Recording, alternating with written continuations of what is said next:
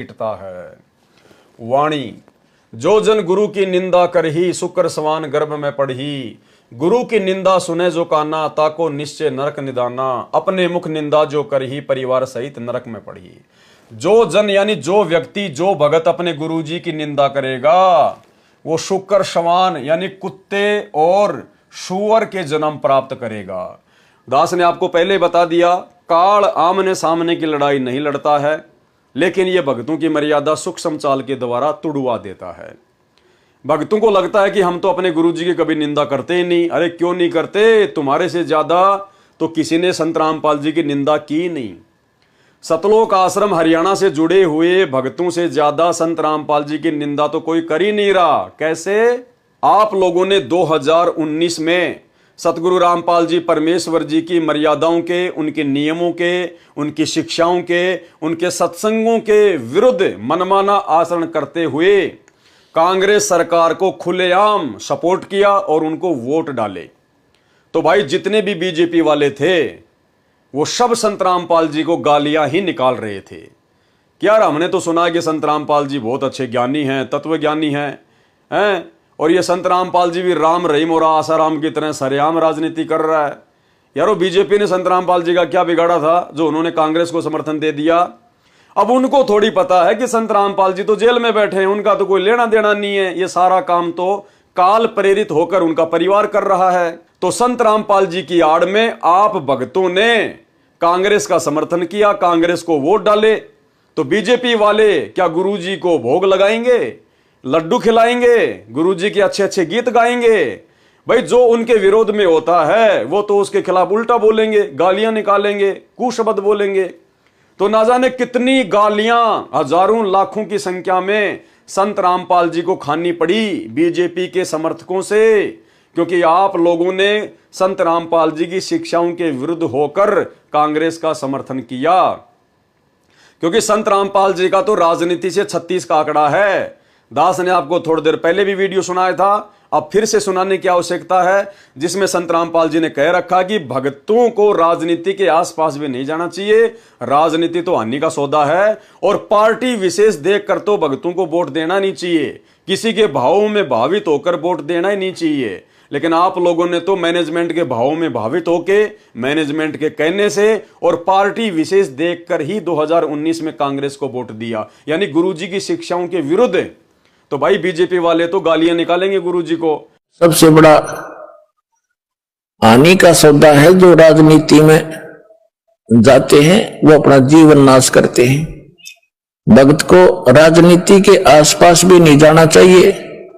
Vote देना हो, नेक आदमी देखकर वोट देना, किसी ऐसे भाव में भावुक होकर किसी के कहने से और या कोई पार्टी विशेष देकर आप अपना वोट देकर पाप के भागी मत बनना।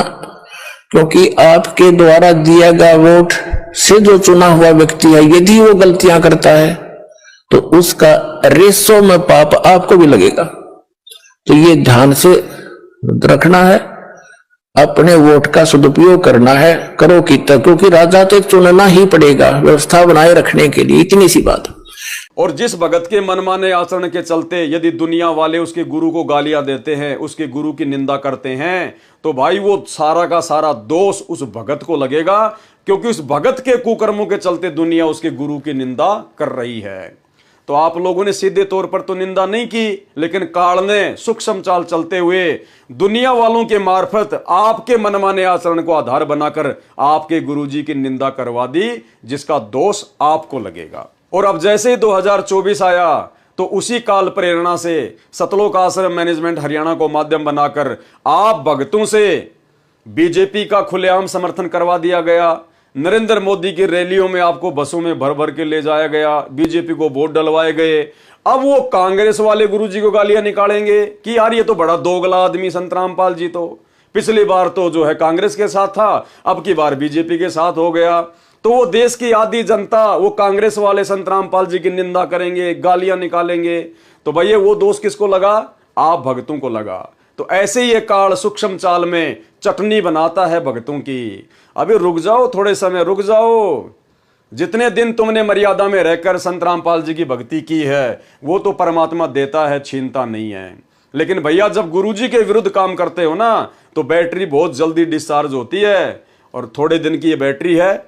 जिस जिसकी डिस्चार्ज होती चली जा रही है उन भक्तों की तो कुत्ते वाली मौत हो रही है, कुत्ते वाली। ये छोटा सा वीडियो एक बार फिर देख लीजिए। इसी मनमाने आचरण के शिकार होकर महाराष्ट्र से 2 बसें भरकर हिसार तारीख पे जा रहे थे संत रामपाल जी के दर्शन के लिए, और वो बस रास्ते में नागौर में एक्सीडेंट हुई। 12 भगत मरे, अकाल मौत दर्दनाक, और हजारों भगत कोरोना में मर गए। संत रामपाल जी ने किसी को नहीं बचाया। और अब बहुत जल्दी से, क्योंकि वो समय नजदीक आ रहा है, 2028 युग परिवर्तन का समय है, जल्दी से तुम्हारी बैटरियां डिस्चार्ज होंगी। और जो दुर्गति संत रामपाल जी के सतलोक आश्रमों से जुड़े हुए भक्तों की होंगी, भाई वैसे तो दुनिया वालों की भी नहीं होंगी। नमस्कार, वन इंडिया हिंदी में आपका स्वागत है। राजस्थान के नागौर में शनिवार तड़के बड़ा हादसा हो गया। नागौर के कुचामन सिटी के पास 2 मिनी बसें बेकाबू होकर पेड़ से टकरा गई। इस हादसे में 12 लोगों की मौत हो गई, जबकि दर्जन भर लोग घायल हैं। घायलों को स्थानीय अस्पताल में भर्ती कराया गया है। पुलिस के मुताबिक महाराष्ट्र के लातूर और सोलापुर के लोग 2 मिनी बस में सवार होकर हरियाणा के हिसार जा रहे थे। बस किशनगढ़ हनुमानगढ़ मेगा हाईवे से कुचामन सिटी के पास से गुजर रही थी। तभी सामने लावारिस गौवंश आ गए। इन्हें बचाने की कोशिश में एक मिनी बस बेकाबू हो गई और सड़क किनारे खिजड़ी के पेड़ से जा टकराई। उसके पीछे चल रही बस भी बेकाबू हो गई और पेड़ से टकरा गई। वहीं इस दर्दनाक हादसे में एक बच्ची और 4 महिलाओं समेत 12 लोगों की मौत हो गई। वहीं दोनों बसों में सवार यात्रियों में से 10 लोग घायल हैं, जिनमें से 6 की हालत बेहद गंभीर बताई जा रही है। फिलहाल इस खबर में इतना ही। तमाम अपडेट्स के लिए बने रहिए वन इंडिया हिंदी के साथ। जो जन गुरु की निंदा करही, शुक्र सवान गर्भ में पढ़ही। गुरु की निंदा सुने जो काना, ताको निश्चय नरक निदाना।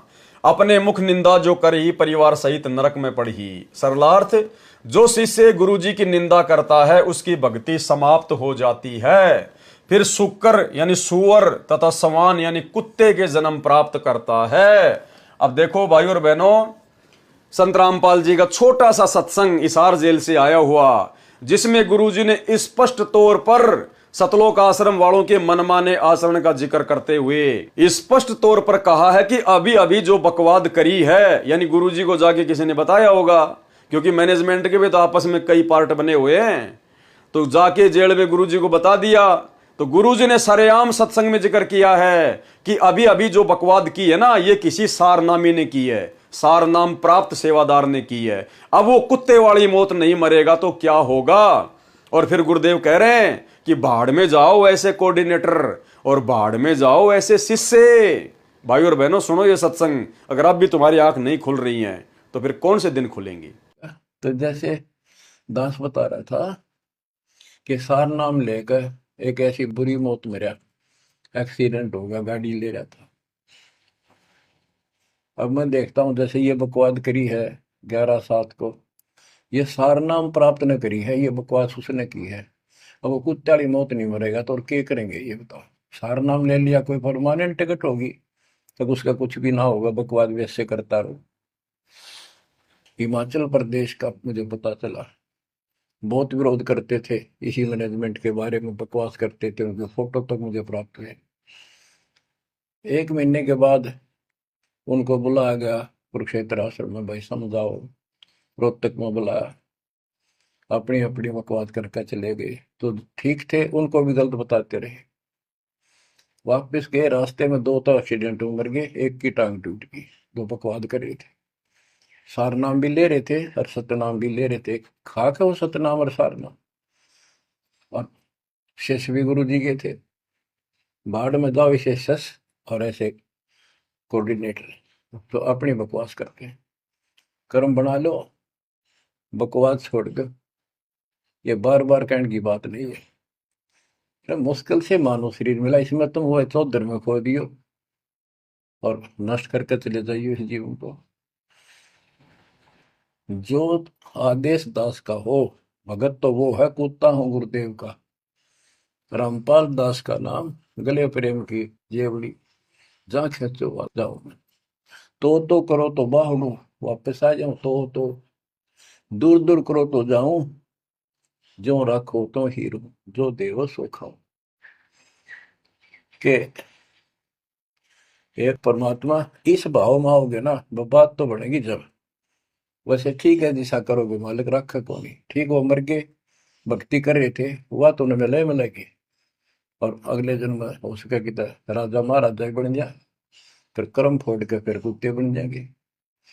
तो ऐसे अधीन होना पड़ेगा। आपको जो निर्देश मिले, भैया सेवा छोड़ दे, तुरंत त्याग दे, हाथ जोड़ के खुश होकर, मुंह बढ़ावा नहीं कि तो देखा है कोऑर्डिनेटर हटा दिया, मैं इतने दिन से सेवा कर रहा था, मैं ये कर रहा था, है वैसे उन दिनों में किया मैंने, जब दुख के दिन त्याग में हटा दिया।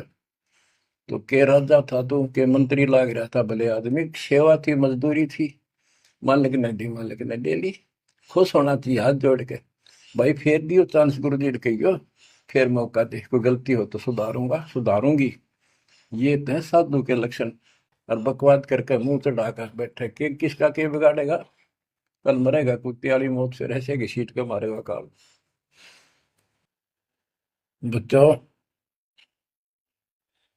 अपने ऊपर रहम ना करते, दास पकड़ दो। मेरा संघर्ष देखो, 27-28 साल हो गए दास में, 1994 से आज तक हिसाब ला लो। और इसलिए कि आप घोर नरक में पड़े हो, इसको सुख मानने बैठे हो। और ये सुख है कितनी समय का पता है आपको? या सांस बेरा ना, इस सांस का आवण हो ना हो। ऐसे गंदे लोग में माचे माचे करो हो, अहंकार में सड़ रहे हो। यू काल अफारा भर रहा, अफारा कर रखा काल ने, तो हवा भर रखी है, फिर एकदम पलट देगा टायर सा तुम्हारा।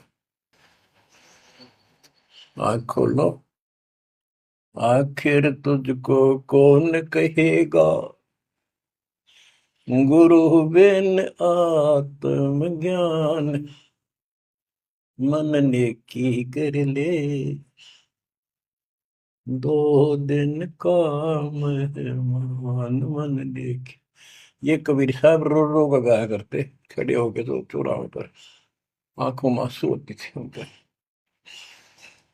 ये गाना नहीं था, ये विलाप था। विलाप दास गाता नहीं, आत्मा से रोता है, ऊपर से गा रहा है।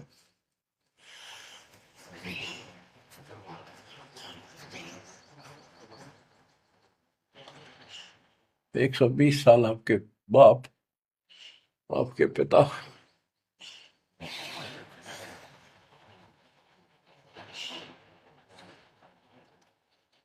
एक झोपड़ी में रहे, गर्मी सर्दी बारिश हो रही, हमारे लिए पड़े रहे, क्योंकि वो आते हमारे सद्बुद्धि देने के लिए, पर हमारे ऊपर काल का प्रभाव जबरदस्त है।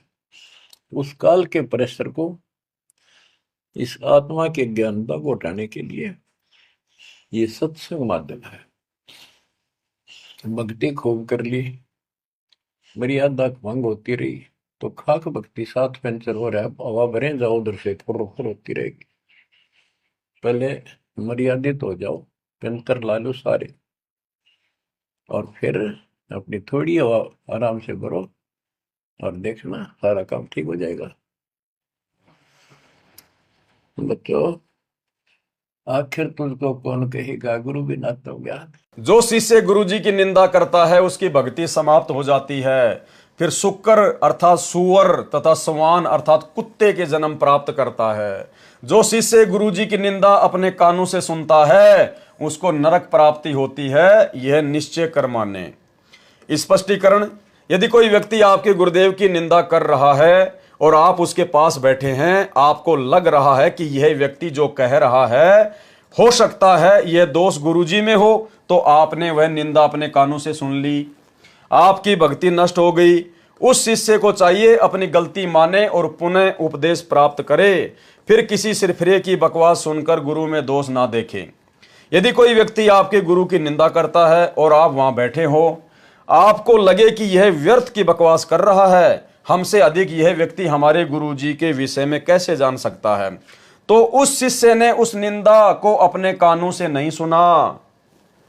उस शिष्य की भक्ति सुरक्षित है, वह पक्का भगत होगा। जो शिष्य होकर अपने मुख से गुरु की निंदा करता है वह पूरे परिवार सहित नरक में गिरता है, क्योंकि उससे सुनी मिथ्या बातों को उसका परिवार जगह जगह जाकर सुनाएगा। जैसे बरवाला कांड के बाद में बहुत सारे जो कमजोर भगत थे वो गुरुजी में दोष देखकर भक्ति से दूर हो गए, गुरुजी की निंदा चुगली करने लग गए, उनका परिवार भी वही करेगा, तो वो तो पूरा परिवार ही नरक में जाएगा। क्योंकि उससे सुनी मिथ्या बातों को उसका परिवार जगह जगह जाकर सुनाएगा, जिस कारण से अन्य भोली भाली जनता गण भी उस संत से घृणा नफरत करने लगेंगे और उस परम संत से दीक्षा न ले सकेंगे, जिस कारण से अनमोल जीवन नष्ट कर जाएंगे। अन्य व्यक्तियों को परमात्मा से दूर करने का पाप भी उस परिवार को लगेगा, जिस कारण से वह गुरु की निंदा करने वाला शिष्य अपना जीवन तो नष्ट करता ही है, साथ में अपने परिवार को भी नरक का अधिकारी बनाता है। वाणी, गुरु को तजे भजे जो आना, तापसवा को फोकट ज्ञाना। यानी जो अपने गुरुजी को छोड़कर दूसरे की बातों को ज्यादा महत्व देता है। देखो यहां पर गुरु को छोड़कर दूसरे को भजने के दो मतलब हैं। एक तो बिल्कुल आपने अपना गुरु छोड़ दिया, संत रामपाल जी को छोड़ दिया और कोई और दूसरे देवी देवताओं की साधु महात्माओं की भक्ति करने लग गए। एक तो वो होता है गुरु को तजे भजे जो आना। दूसरा है आपने गुरु जी का नाम भी ले रखा है और आप अपने गुरुजी की बातों को, अपने गुरुजी के सत्संगों को, अपने गुरुजी के वचनों को महत्व ना देकर यदि आप किसी दूसरे भगत या व्यक्ति की बातों को अधिक महत्व देते हैं तो भी आप दूसरे की पूजा कर रहे हैं। गुरु को तजे